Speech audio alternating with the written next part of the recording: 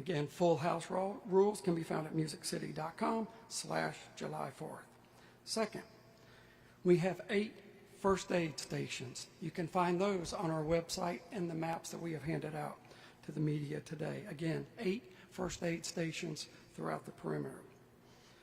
Third, think about how you get there, where you'll park, and where you want to be during the show before you leave home. If you want to be up close, leave early. If you just want a vantage point high up, you can leave a little bit later.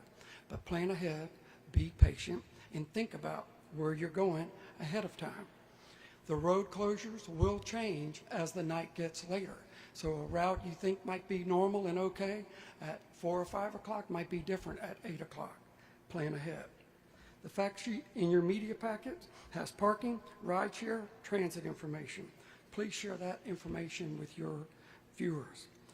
We have also taken the extra step to add video screens and speakers throughout the downtown area. The maps also have those locations. Not everybody's going to be able to be on the front row to see Brad Paisley, but we were working with the Predators. Again, let me share my thanks as well with them to activate their screens that face Broadway. We're working with 5th and Broad to activate their screens. We will have the screens at Ascend lit. We will have sound at Ascend, at the Green, at Riverfront Park, at the courthouse, at Walk of Fame Park, and throughout Broadway all the way up to 6th Avenue. So if you're somewhere where you can see the fireworks from the downtown area, then you're probably going to be able to hear. So don't get in a panic.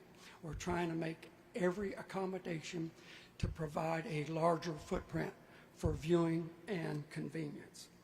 Lastly, and most importantly, and I already said it, see something, say something. The best prevention of anything going wrong is the public that is attending, and if they speak up quick enough and promptly enough. So see something, say something, help us show the world why Nashville does events better than anybody else. Chief, thank you again.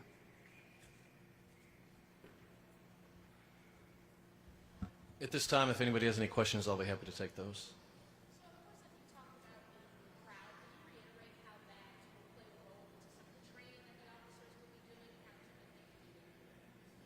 So we will see probably the largest crowds we've seen downtown since the draft. We've had all of the officers reviewing their crowd control policies. We've had live crowd control training with every officer in the department over the last few months, and we are prepared for a safe event.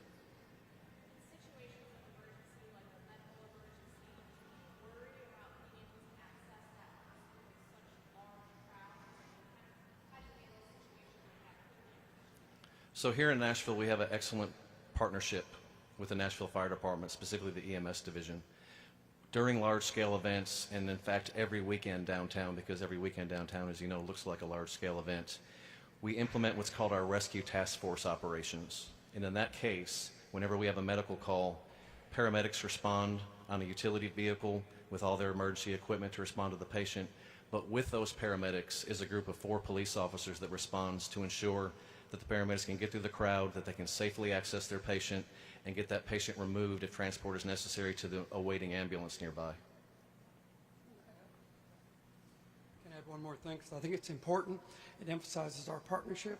A couple of years ago, we purchased an ATV for the fire department that is both a fire truck and a transport vehicle.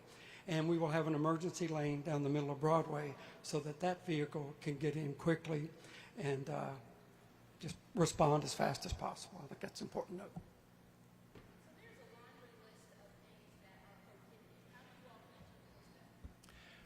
So right now we're talking about the difference between house rules and criminal violations. Any house rules will be enforced by security staff. The Metro Police Department does not enforce house rules. We enforce when it becomes a violation of law.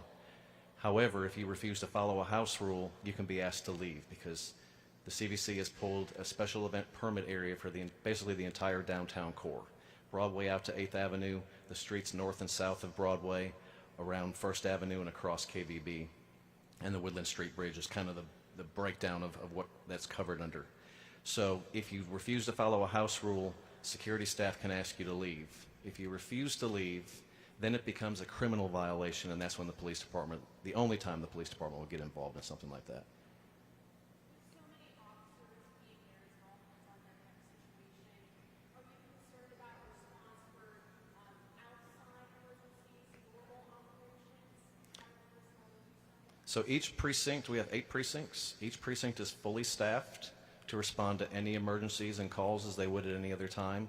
In addition to that, we have response teams at the event site, so that if we have another issue that happens elsewhere in the city, we can go ahead and send reinforcements to respond to that also. So of course there are lots of businesses up and down Broadway. Is it your guidance that they beef up their security as well? Are you all partnering or playing roles in addition to? Absolutely. So I actually spoke to the merchants last week, and we encouraged them. We talked about 4th of July coming up. We encouraging them to have their security measures in place and to be really aware of things like overcrowding, having their security staff at the door, counting people as they come in and out, over-serving, being aware that people are drinking in other places and may arrive at their establishment already intoxicated. Rooftops are a huge concern of the fire marshal, so really watching that rooftop capacity, because we don't want to have any disasters like we had a couple years ago.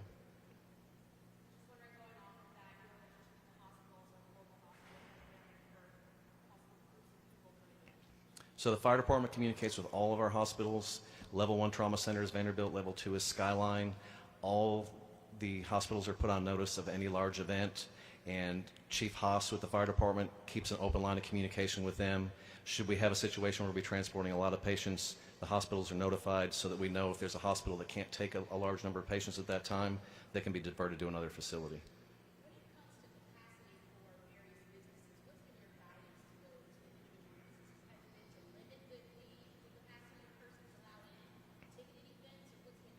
So each venue, each private establishment has a set capacity that's based on square footage, sitting or standing, number of exits, width of the exits, etc. That is set by the fire marshal's office per building code, and that's what they have to go by.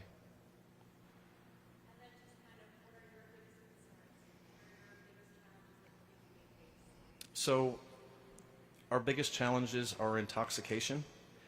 We don't want you to drink and drive, but more importantly, regardless of how you're getting home, we want you to drink and act responsibly.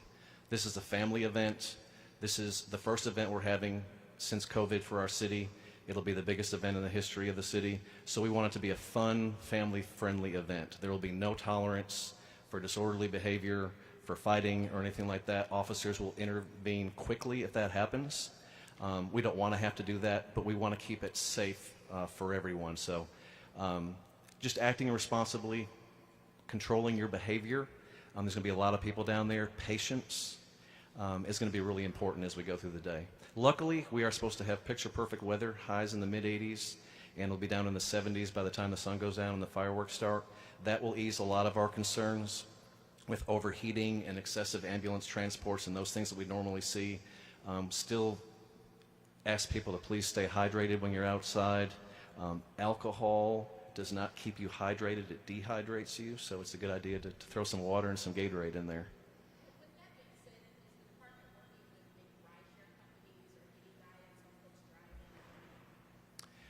All of the rideshare companies have set pickup and drop-off points outside of the permanent area so that they can still get folks downtown. Those have been communicated to all the rideshare companies. Scooters cannot get into the Broadway footprint, but we use geofencing to keep them out of the footprint. However, they can get to each edge of the footprint. So if somebody wants to hop on a scooter and ride downtown, you'll be able to get to the edge of the footprint and then go ahead to one of the check-in points to enter the event area.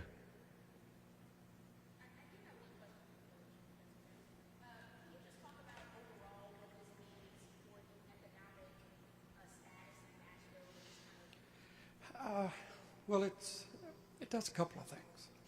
First, it sends a message nationally and internationally because we're generating a lot of PR out of this event. CNN and MSNBC will be here doing some coverage, so we know it's going to get additional exposure. More importantly, it's putting people back to work. It's generating sales tax for the city and the state, and propping our businesses up who have had, hospitality industry in particular, a really long 15 months. So we're anxious to get started. We want to do it right. and it only works if it's safe. And I want to add that with our first aid stations and the hospital question, Vanderbilt is our partner on staffing all of the first aid stations. I don't want you to think it's us sitting under a tent in case somebody needs a Band-Aid. We have professionals handling that as well. So normally, it would take a hard 6 months. The minute New Year's Eve ends, really a little before New Year's Eve ends, we would start working on July 4th. We did not know for sure we were going to do this till mid-March. So it's been a short run. Fortunately, everybody logically was available, unfortunately was available, and our whole team is back together and beyond excited to be working and show what Nashville can do. So even Brad is over the top. He's been invaluable promoting this event.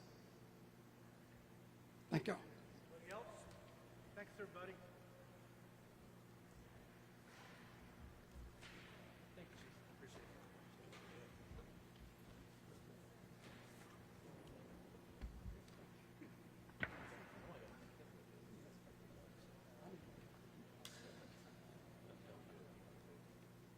I try. That's my job. Thank you. We will. Tell Bucky I said we're working today on the fourth, so he doesn't call me. Thank you for your help with the interstate thing, and thank you for being okay with doing the interstate thing. Oh, good people. I know it seems drastic, but I think safety